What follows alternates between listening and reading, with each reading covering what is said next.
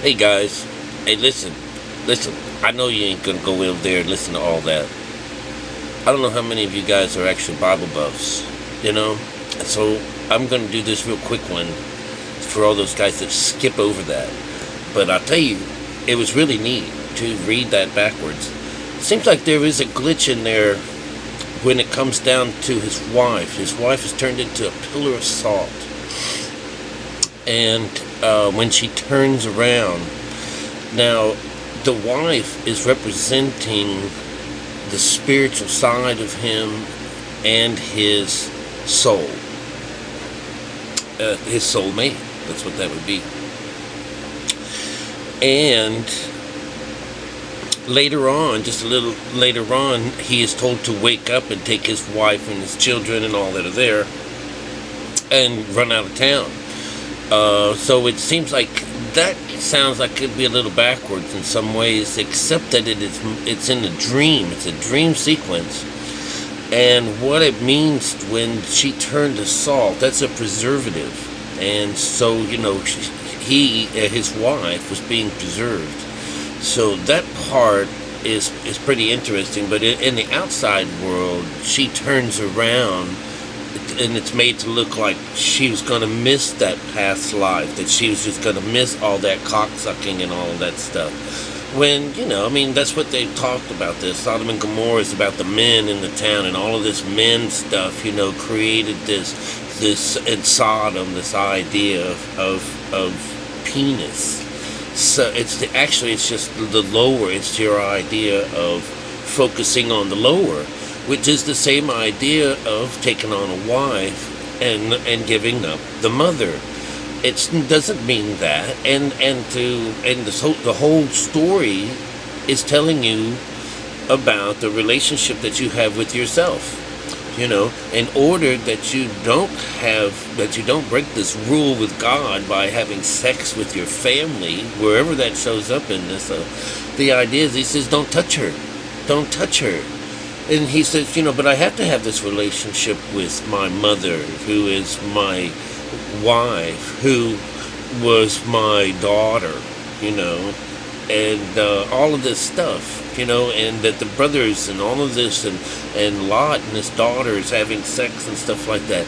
The knowing of things, like, it has nothing to do with sex. It has everything to do with you. It has, all of these people are you. You are Abraham. When Abraham wakes up from the dreams after his, I mentioned in there his brother. It's not his brother. It's his son, Isaac, that takes off into the wilderness on the back of this concubine. And it's just a very wonderful idea that that nothing really dies, and even in there's a part in there where Abram gets to ask, and says, this is not like you. You're gonna take out people that are wicked and people that are righteous at the same time. This isn't like you. Shouldn't the judge of all the earth do better or do right? And this is like, wow, And so we find out who this person is that he is talking to is really himself without. And if you never really caught that idea of being on without is you questioning this way, that like I would say, what, he was just this king of kings, this whatever his name was that I can't pronounce real well, was introduced to the sevens just a little bit ago, yesterday when I was talking to you. The idea was what is this? I've never seen this. The first time I've ever seen this, because this way of ours is secret and hidden, because it sounds as if we're having sex with ourselves, and this brings on this idea that these teachings of Jesus, if they were real, or if these ideas of the early Christians were to meditate, because they were a lot like their Buddhist neighbors and their Hindu friends. All of this just reeks, of the Kundalini and the system of mining for gold. This this Inky and Blinky and whoever else you know, that these people from away have us mining gold and what have you, and and it's to make their atmosphere better. You know, idiots have been around for a really long time, and there's also been, people that stumble on knowledge that's hidden behind things. And whenever they start taking advantage of that thing, they could actually get advantage of other people. And I think that's probably what happens is that, when a group of people that want to gain some kind of control and they're a little on the mischievous side, they could take this information and then in turn take advantage of somebody with it. And in this case, probably a whole nation, perhaps a world, a country in a world.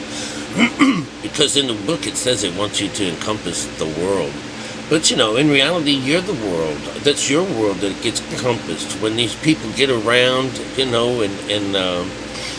when they surround Lot, and he's in this, he's in this place where he's trying to save these two angels, and he's supposed to give, these men reached out their hands and pulled Lot out of this place, this little cave, and shut the door behind him. And here he was, oh my God, they said they're going to deal with you a lot worse than they, because you're the one, you sojourned in this thing, and now you're going to be a judge of us, and it's like, oh my God, So he says, can I take them, give you my daughters instead? They've never known any male or men, You'd say, well, they just talked about you having sex with your daughters, but the thing is that he's part of their family, and he's really not the man, because he's a spiritual side of us. He's different. When we cross over, this guy shows up. He's the guy in the middle. He's the one that's watching.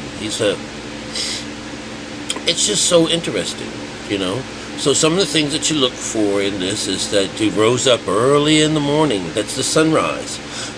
The sun rose. The sun rose. This is your solar plex, and the sun rose. This is how he got into this little place. Early in the morning, everybody's getting up. The way that the numbers fall on there tell the story as well, because each of the each of the texts that follow under that particular number read what it is, whether it's a world, the 3 and a 2 and a 1, and I mean it's all there, jumping over the fence, and the feast on the 8th day, and it's just beautiful, and it just reads really nice. And I looked forward in the draw in this here, and Lot's wife is restored too. They're always restored. These people don't die. There's no real killing. All they're being is restored. They're being flushed out and restored back to health. Something comes in. There's some outside king that comes in every now and then and smites them and takes away their mothers, takes away their wives. Then they got no way back. They got no way to communicate. They got nothing going down, because they've chosen or have been, forced into not doing this anymore. And of course I could see that now, because any one time you mention the single eye and, in Jesus, they say, there isn't one damn thing in this book that has anything to do with the Kundalini. And I beg to differ. I say the entire book is made off of the science of that 7, that number 7. And that number 7 is the Lord's number. It really is. But that number is you. That everything is about you. So, in short, we have to love ourselves. To know ourselves is to know this God. And if you hate yourself, like in the real world, if you just don't like anything about you, you're good luck. You're really sick and hurt, and you're not going to do anything good for you, But this outside world that they say that you go to for help doesn't help you. They just take your money and good boy, and try to do better. Don't do that again, and move on. Whereas when you seek this help inside, the love of thyself and the mother and the father and the brother and the sister. You know, this self-love does render you some kind of help. It really does. And you're not having sex with them, you know. It's the idea of joining forces with them. Joining forces is what it means to get to know someone and to bring them into your life. There'll be later on stories later on when Jesus says, you know, hey, you know, you can scream in my ear all day long, but I don't know you, you know. And he's just as close as the breath, you know. And that idea, this whole story was about to tell you where to go when you when trouble is upon you, and it'll save you. And it's not very far away. They said if you can't get to the mountain, he says there's this little place right here where you can run off to, you know. And for all you newbies that have never done this before, while you get in there, clean the death out, you know, because that's where the dead side of you used to be. And of course, that tells you the other side of this story. They're both in their old age when they finally, you know, make to this place and have that child. 90 years old. Nine is a type of a completion. It's a consciousness that that's when Abraham was born. This is an idea out of 9. These are consciousness. Abraham and his wife. Those are the two different sides of consciousness. You know, the male and the female, the Elohim of the God, of which all of this information is coming from. It's so much information, all meaning one thing: to go home every now and then and clean out that inside and come back out again.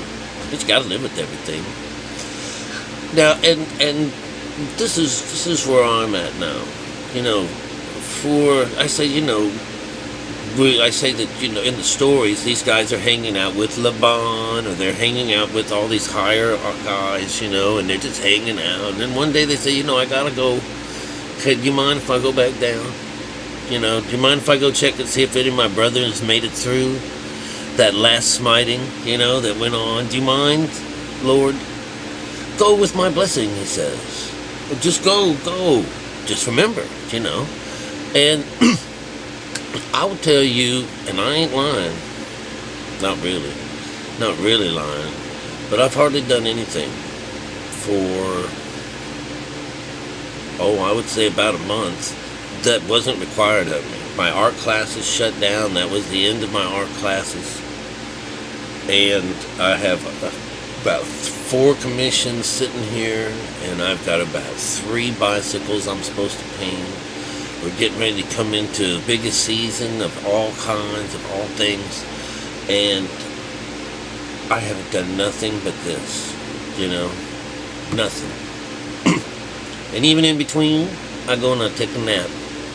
So I feel as if I'm in this place where I'm in this bliss. Something happened where I'm in this world where, at least right now, I could afford it, you know, to afford to do absolutely nothing and concentrate on something that I normally wouldn't have the time for. But eventually, you know, I'm gonna go back down. I gotta go back to work. But in the process, what I'm gonna do is I'm gonna put that new story to my mind. I'm gonna do it enough where I can say it right out without having all that chopping going down, you know. Once I know it, when I find something, I want to come right out and show you, you know, and it is a little rough. So this is for all those people that want to skip over all of that. But it's basically about trusting in yourself, trusting in that mother and that father, and go inside and clean it up. That's really all it's about. There's no dogma. There's nothing, you know, that's going to stop you from doing anything. And you know, well, like with me, it seems like, you know, unless you could afford it, I just sit around and sleeping and thinking and wonderful epiphanies and stuff like that, you know. But you know, I've got to go back. I gotta go downhill and work. You know, that's the part about, you know, all the men servants and stuff like that, and those that you have to pay for and stuff like that. That's what it means, because we're going on the outside, and you got to pawn yourself off.